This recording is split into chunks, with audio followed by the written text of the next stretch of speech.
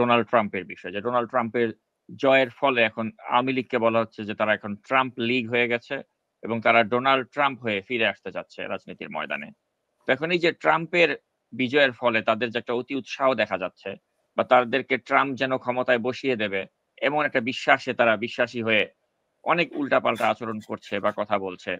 তো আপনার কাছে আমি জানতে চাই যে ডোনাল্ড ট্রাম্পের বিজয়ের ফলে এই অন্তর্বর্তী সরকারের আসলে কোনো উদ্বিগ্ন হওয়ার কোনো কারণ আছে বলে আপনি মনে করেন কিনা? গত সপ্তাহে গত মঙ্গলবারে আমরা কথা বলছি, গত মঙ্গলবারে ভোট হয়েছে এবং আশ্চর্যজনকভাবে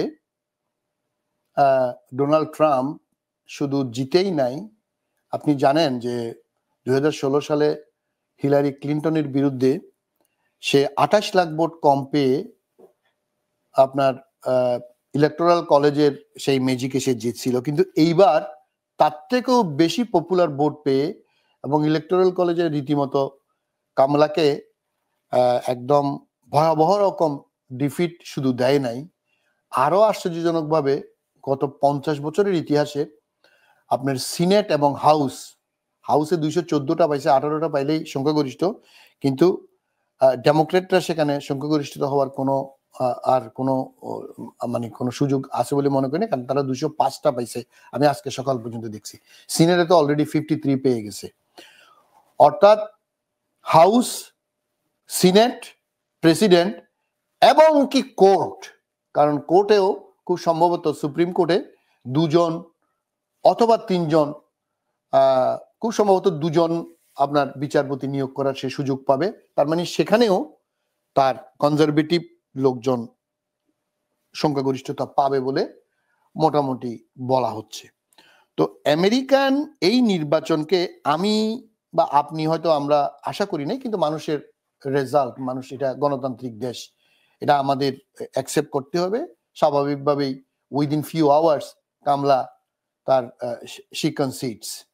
তো এখানে আমি এই একজন বিখ্যাত মার্কিন রাজনৈতিক বিজ্ঞানী ডক্টর নরম্যান অমস্টেইন খুব সুন্দর একটা মন্তব্য করছে। উনি বলছে most destructive election result in US history, most destructive election result. তো এখন আমাদের বাংলাদেশের এই ট্রাম্প লীগ এখন মুদ্রিয়ে দিয়ে তো আর পাচ্ছে না, তো ট্রাম্পের উপর ভর করছে আওয়ামী লীগ। সেটা বলার আগে শুধু এটা বলবো, 26শে নভেম্বর আপনি জানেন আপনার শহরেই ট্রাম্প নর্মালি থাকে, ওয়েস্ট পাম বিচে।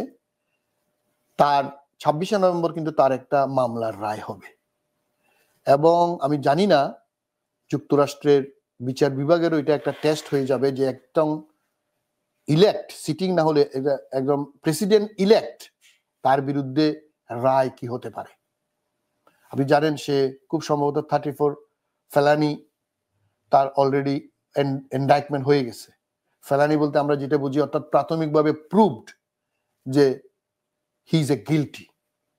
এখন ফাইনাল ইনডাইটমেন্ট মানে ক্রিমিনাল প্রেসিডেন্ট বলা হচ্ছে তাকে।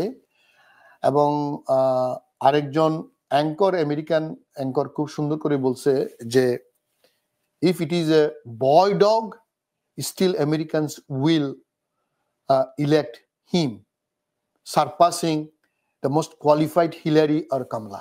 অর্থাৎ একটা মানে ইন ডিসগাইজ অথবা এটা ভিতরে এমন একটা কাজ করে, আমরা অনেক কারণ দেখাই, ইমিগ্রেশনের কারণ, ওই কারণ, অর্থনীতির কারণ, যুদ্ধের কারণ, হ্যান কারণ, ত্যান কারণ, কিন্তু ওরা মানে ওই ভদ্র মহিলা ইজ ভেরি নাইস, আমি নামটা তার ভুলে গেছি, বলছে যে কমলা এবং হিলারি ক্লিন্টনের মতো বিদোষী দুই মহিলাকে একজন ক্রিমিনাল, একজন মানে খুব খারাপ লোক আমেরিকান ইতিহাসে সে জিতে গেছে।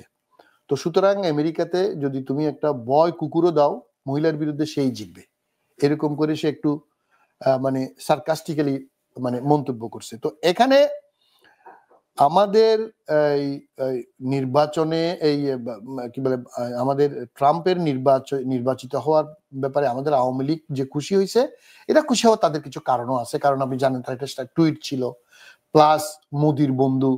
কিন্তু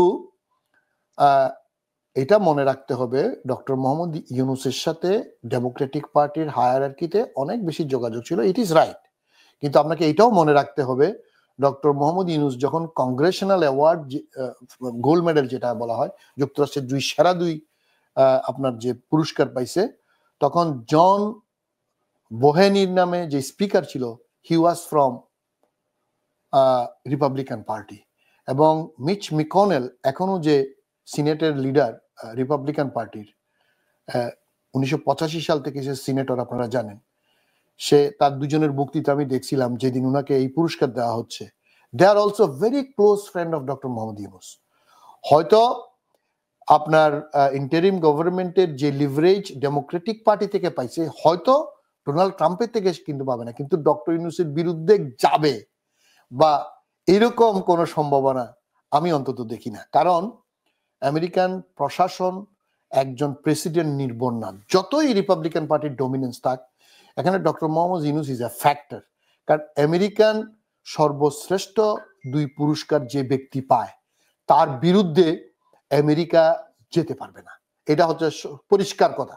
যেতে পারবে না, যাবে না, হয়তো আগের মতো সুযোগ সুবিধা পাবে না। এটা হচ্ছে আমার প্রাথমিক অবজারভেশন। এরপরে আপনি আসেন মধ্যপ্রাচ্যের যুদ্ধ, ইউক্রেনের যুদ্ধ, ন্যাটো সঙ্গীন অবস্থা, জাপান, কোরিয়া, তাইওয়ান, মানে একদম রীতিমতো ওরা ইয়ের মতো হয়ে বসে আছে। কারণ ডোনাল্ড ট্রাম্প বলছে ওখান থেকে তারা সে ফ্লিট বা এয়ারক্রাফট ক্যারিয়ার প্রত্যাহার করবে। আবার জাপান, চায়না বসে আছে, কারণ আপনি জানেন তাদের সাথে প্রায় $1 ট্রিলিয়ন ব্যবসা। গত বছর $800 বিলিয়ন এক্সপোর্ট করছে চায়না। সেখানে সে বলছে 6 to 20% আপনার টেরিফ বসাই দেবে। তো তার এই জিনিসগুলা আর আপনি জানেন ইমিগ্রেন্ট তো আসে, বিশাল ব্যাপার। সে তো বলছে প্রথম দিনে সে ইমিগ্রেন্ট ব্যবহার করার জন্য মিলিটারি ব্যবহার করবে। আপনি জানেন ট্রাম্পের ইলেকশনের পরে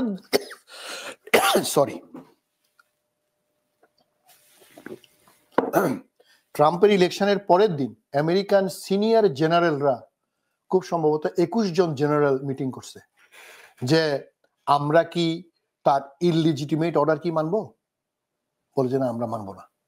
এবং উনি যে ইমিগ্রেন্টদেরকে আমেরিকা থেকে বের করে দেওয়ার জন্য যে মানে আর্মি ব্যবহার করতে চাচ্ছে, কারণ আমেরিকান আর্মির একটা ধর্ম আছে, তারা নিজেদের মানুষের বিরুদ্ধে কোনোদিন লাঠি চার্জ করবে না, অভ্যন্তরীণ ব্যাপারে হস্তক্ষেপ করবে না, যেটা কনস্টিটিউশন, এটা একটা কনভেনশন, সেটা ডোনাল্ড ট্রাম্প ব্যত্যয় করতে চাচ্ছে। এবং তারা সে ব্যাপারে রিজিড হয়ে গেছে যে না, আমরা অভ্যন্তরে আমাদের নাগরিক, সেটা ডকুমেন্টেড হোক আনডকুমেন্টেড হোক, আপনি জানেন এখানে ইলিগাল বলে না, ডকুমেন্টেড আর আনডকুমেন্টেড, এদেরকে আমরা এইভাবে মানে আমরা করতে পারবো না। তো সুতরাং he has a lot of issues to deal with. এবং শুধু তাই না, আপনি জানেন Amit Shah now is a accused, officially accused in Canada, and Ajit Doval, তাদের national security adviser with a cabinet rank, is a listed accused in New York. তো সুতরাং তাদের অনেক কিছু আছে, উপরে যতই লাফালাফি করুক এই মিথ্যা নিয়া।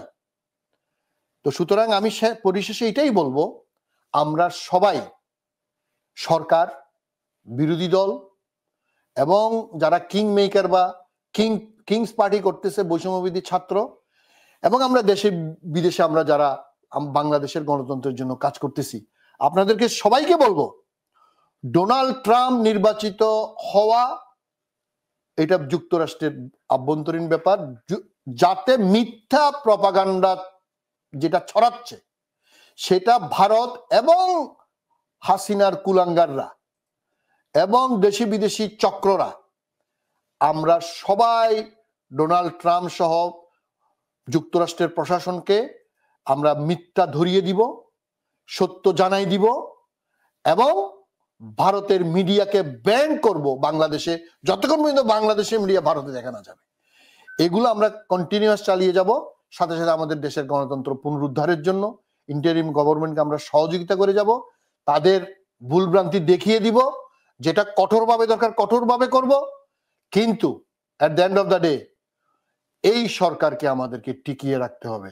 আপনি আবার বিপ্লব করবেন, আবার লাল কালো করবেন, এইসব ফাজলামো বাদ দিয়া ভারতের চক্র অথবা ডোনাল্ড ট্রাম্পকে ভুল বুঝানোর এই যে দুরভিসন্ধি এবং আমাদের ভিতরের দেশের মধ্যে যে আনরেস্ট সৃষ্টি করতেছে, এইগুলার দিকে আমরা নজর দেব, এগুলা নিয়েই আমরা ব্যস্ত থাকব।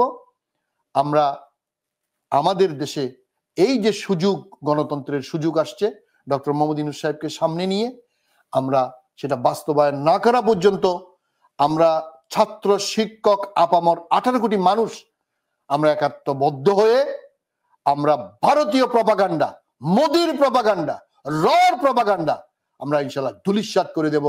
এটাই আমার শেষ, এইটা বলে আজকে আমি শেষ করতে চাচ্ছি। ধন্যবাদ।